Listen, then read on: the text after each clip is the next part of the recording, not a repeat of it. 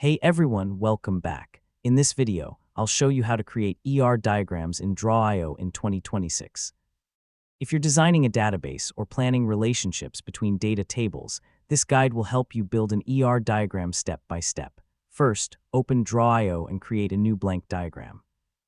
You can also choose a database or diagram template if one is available. Next, open the Shapes panel and enable the Entity Relation or Database Shapes library. This will give you access to the tools needed for database modeling. Now drag an entity shape onto the canvas. Entities usually represent tables such as customers, orders, products, or employees. Next, double-click the entity and enter the table name. Then add the fields or attributes that belong to that table. Now create additional entities for the rest of your database structure and arrange them neatly on the canvas. Next, use connector lines to create relationships between entities.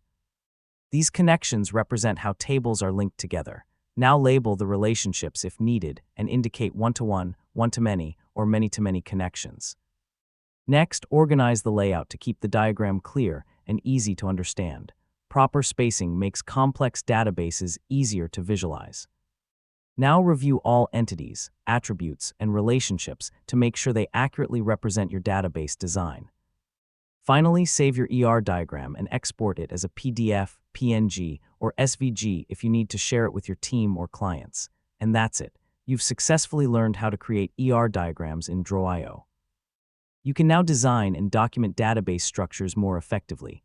And don't forget to like, share, and subscribe for more helpful tutorials.